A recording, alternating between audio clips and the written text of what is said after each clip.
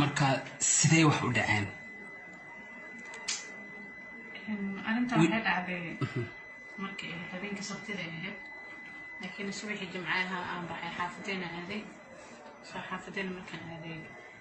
isaga markuu maqnaa safar yar jiray xaafadeena joogo iimaadeen maqribadii markay ahayd subaxii ugu xaafadeen aadayna cashaan oo karnaysaa hay'adaha ku dhacay dan waan baxnay markay ahayd dadii 2 saac meelahaas xaafadeen aanay guriga markaan tagnay markaan albaabka aan galnay guriga albaabkiisa xiray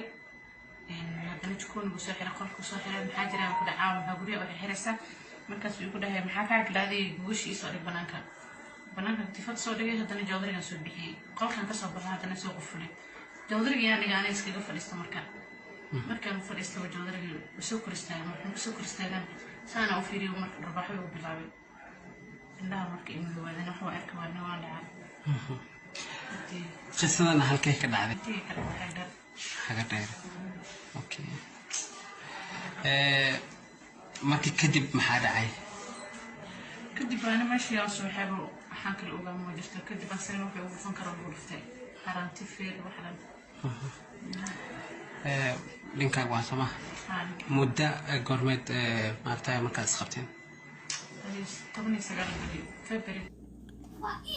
السلام عليكم ورحمة الله وبركاته أصحابتي إذا قالك وإذن سلامة ميل كستؤد أدونك كجوكتين وولاشن ماريا أو إذن لوقت وإذن وعنا ضد مانتين إن سيدات فيديو كصوفير ستين قبل دا الصوماليات ويلكي أي وذا جوغين سيداس أرحان دردا ودلي فيديو قيب تورات كصوفير ستين aad iyo aad horta wax looga xumaado waxa ahba gabar xaaskaaga ah guriga ku joogta maxay heeto aad isku cusub tihiin xataa dad hadda wax kala tabta ama reer isqabsada xilli maba joogaanba caruur uma joogto waa reer isku cusub oo 12 bari isqaba aroos ah maasha Allah gabadha sidaas u qurux badnayd markeeda horeeto uu guursanayo waka waa marka ninka waxay tiri safar buu aaday safarkii markuu aaday waxay tiri uu soo noqday xaafado reerkoodu ka soo maray guriga markaan imid buu waxay tiri meelii buu xirxiray wuu idil sida hadda hadalkeeda ku maqleyseen marka waa arin laga xumaado in gabdhaha wajigooda saan loo dilo maxay ahayd waana qalad qofka horta in loo gacan qaado haba ahaata haddana wajiga in ma aragta laga ataago qofka aad iyo aad bay ma aragta u xuntahay wiilalow ka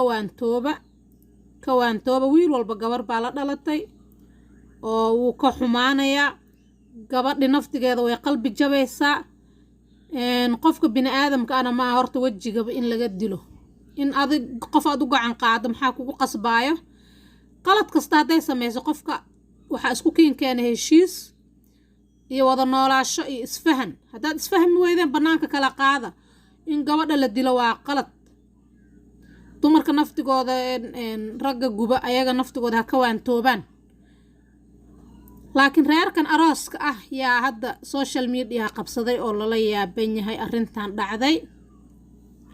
marka gabdhaha Soomaaliyeed waxaan leenahay bal ka digtoonaada arrimahan oo kaleeto idinku dhicin wajiga qofka in ma aragtay laga weerarana waa aad iyo aad bay u xuntahay waa wax bini aadanimada ka baxsan xataa waxay tiri wuu igu tuntay tiri waa ilaa gabadhan waxayba gaartay xataa ay miir beesho u soo duceey gabadhaas walaashiin oo Soomaaliyeed meel kasta oo adduunka uga sugan tihiin ana aad baan idin salaamayaa aad baan wallahi fiidiyooga markaan fiirsaday aan uga xumaaday waana wax qof kastoo bini aadan oo damiir uu ka xumaanayo raggi Soomaaliyeed waxay noqdeen bahal caadi ah ay noqdeeno gabdhihii baa lagu saliday war gabdhaha ka foofa oo daniina qabsada oo maxay ahayto gabdhaha ku mashquulina